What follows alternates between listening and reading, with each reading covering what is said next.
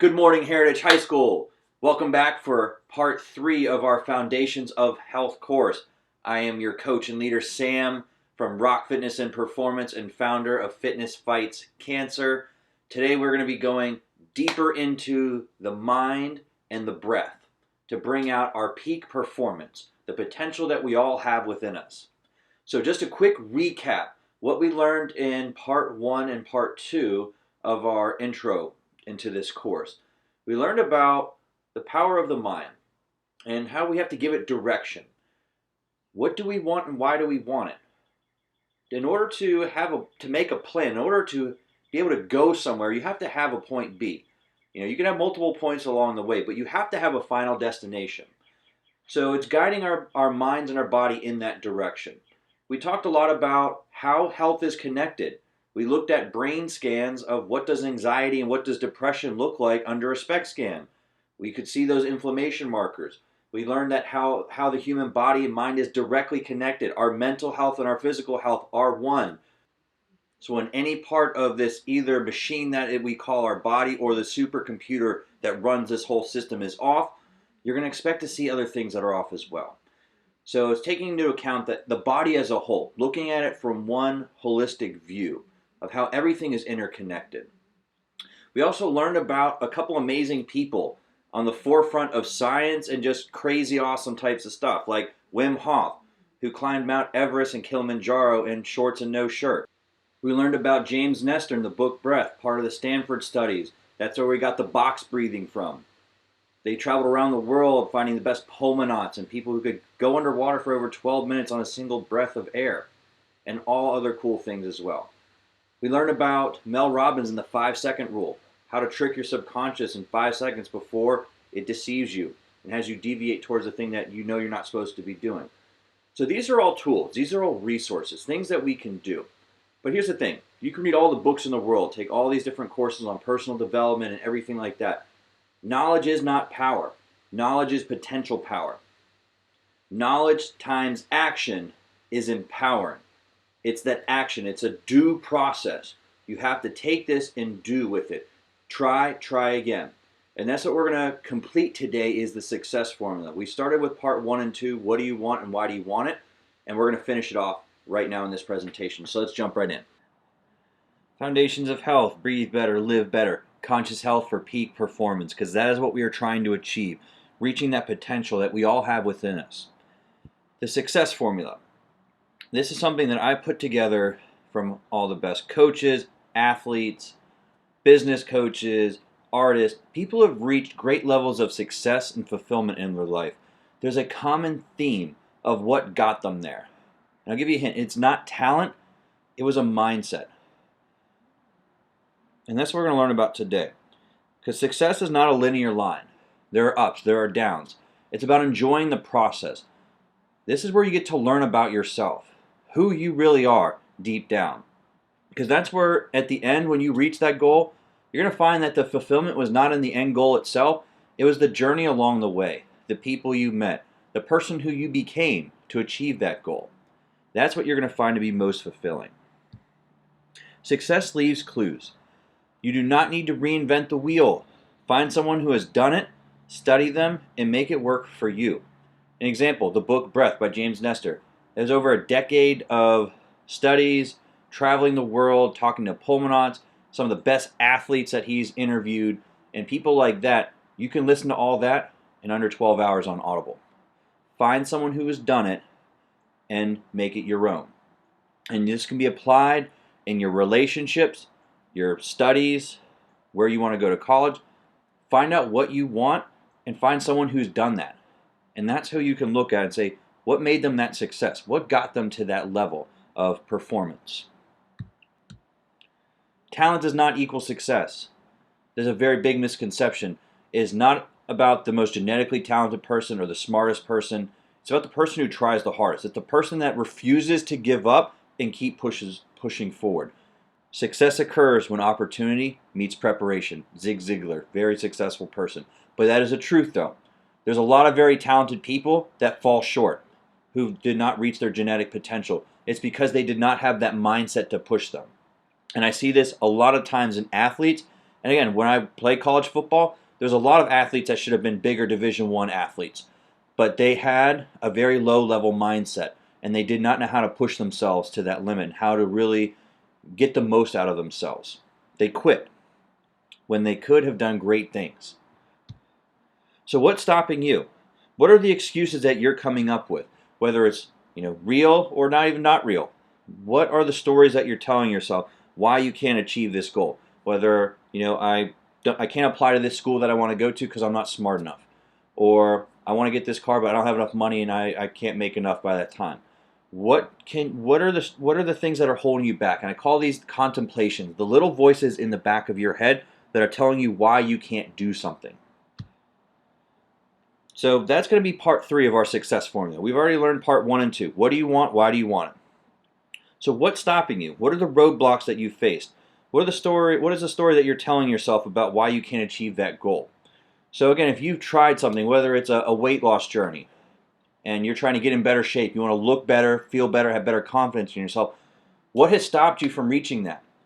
Is it a problem with your nutrition? You don't like to exercise? Or you just really don't know how to do it properly? You feel like you're wasting your time? What are all these things? And I want you to write them out, because that's going to be part of your homework. What are those little things that have been holding you back? Whether it is from applying to a certain college, or you want to get this job, this is what you want to do for your future, but you don't feel that you're good enough to do it, or that you're talented enough, or you're smart enough. What are the things that you want, and what are the things that are holding you back? Because a lot of times they're not even real. Because then what we can do is we can build your action plan. Break down that big step into monthly, weekly, daily action steps that you can take to get to that goal. Because when you break it down, it takes away a lot of the anxiety. It takes away a lot of the stress. Now, this is a due process. You have to do it with a relentless drive. And when you fail, learn why and do it again. Try again. Again, it's not true failure until you give up on yourself. Now let's go back to the breath. So when you're feeling stressed, return to the breath. Because again, all those things are great that we learned about success, but you'd be surprised all the little things that makes a good athlete a great athlete. What makes, again, a good singer a great singer is actually their nasal breathing. And that's what we're going to talk about today. Nasal breathing versus mouth breathing. And how mouth breathing is one of the worst things that you can be doing. And one of the simplest things that you can do to change your health right now is just breathe through your nose. Sleep apnea, snoring, when we're chronic mouth breathers, that's why we wake up tired. You can get a full night's rest, and if you're waking up super tired and low energy, you might want to ask yourself why. Because, a very simple thing you can do, and I do this every night, I had to tape my mouth shut, learn how to nasal breathe, that was in the book Breath, but gone. I fixed over 15 years of sleep apnea within a month and a half. And it was a very just simple technique like that. But you'd be surprised all the things that you can improve in your performance, but also your mental health through breathing through your nose. Because remember, the SPECT scans from the Amen Clinic, a lot of stress and anxiety is just inflammation markers in our brain. If you can balance out the oxygen and CO2 levels, you can bring those inflammation levels down, and then you have a better train of thought. You can think about that stressed out situation, how you can move past it. Again, it's not going to cure the things that you have, but I'm not even necessarily saying that there's something wrong with you, because there isn't. There are just imbalances, and if we learn what that means, we can find a way to break through it. Just like in the success formula. If your goal is to work on your mental health, here's certain steps that you can take to fix that. But also you can use this breathing for your performance. If you're an athlete, you need to be nasal breathing. Olympic athletes, marathon runners, they all breathe through their nose. Some of the most successful people in the world of sports and athletics are nasal breathers. So the nervous system, sympathetic nervous system, parasympathetic nervous system. You might have heard of fight or flight, but there's a third F, it's flight, or freeze. So when we're constantly in a state of stress, this system is taxed. That's when we get a lot of anxiety. We get that, again, this is meant to protect us. The system is meant to turn off our digestion, turn off everything so we can just go. Protection, run. It is not meant for us to sit still at a computer feeling stressed out and having all of those hormones hit our system. That is why we were feeling that way. So what we need to learn how to do is we can activate the parasympathetic nervous system, and it's through the power of the breath. hitting in cortisol, we're stressed out, we can't think, we can't focus. But also that's why we can gain weight, because again our metabolism is not digesting food, because our hormones are not they're not directed to do that right at the time. So same thing in the opposite in the parasympathetic nervous system. It's like when we do calm down the brain and our body goes back to homeostasis, that's when you can have that clear train of thought. Your mind is able to learn. The intuition, your awareness is there. Being able to handle difficult situations is much greater when you are in a more of a parasympathetic state where your body and you are in control. So how many breaths a day are you aware of? We take about 25,000 breaths a day. How many of those are you conscious of? That is why I have in our title, Conscious Breathing, because we have to be aware of the breath. And when you're aware of the breath and then the power it can do for your body and your brain, you'll be doing this on a daily basis and thinking about all of those breaths. So I'm going to teach you a new technique, alternate nostril breathing, Nadi Shodhana. This technique has been used for thousands of years and in recent has been scientifically proven to decrease heart rate, lower blood pressure, meaning that it is calming down that sympathetic nervous system. So what you're going to do is take your thumb, pointer finger. Now we're going to do this together. I'm just going to do a quick demonstration. So you're going to place them right on top of your nostrils. You're going to close the thumb. So I'm putting thumb on the right, pointer on the left. I'm going to inhale through the left,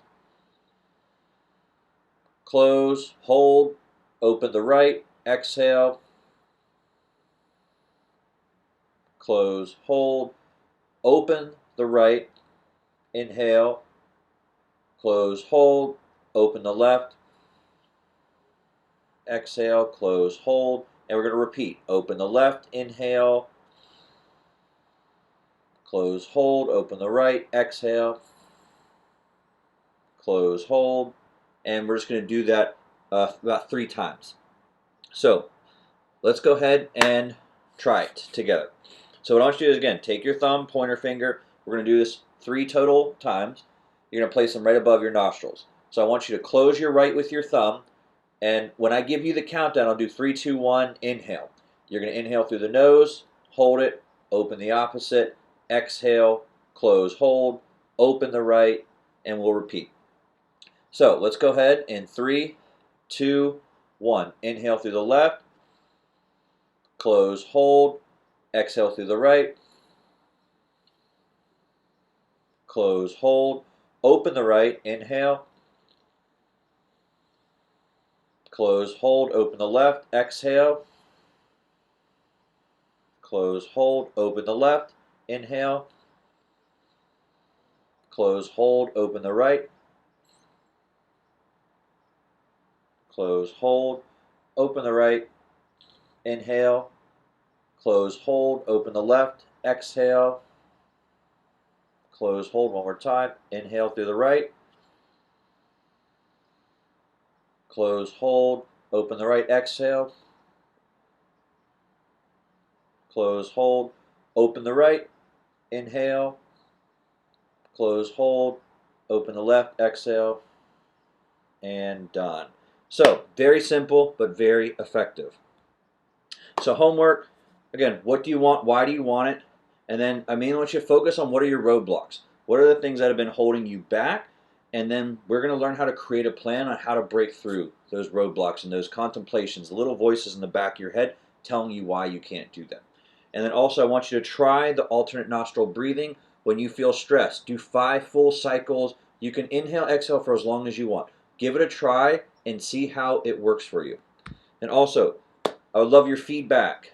Thank you for everyone who used the survey. I liked everything you guys had to say, and we're going to do more of what you want to see. So you can email me at sam@therock.fit or shoot me a message on Instagram. I'd be more than happy to hear from you. So that is it for today's lesson. Thank you all, and I will see you next time.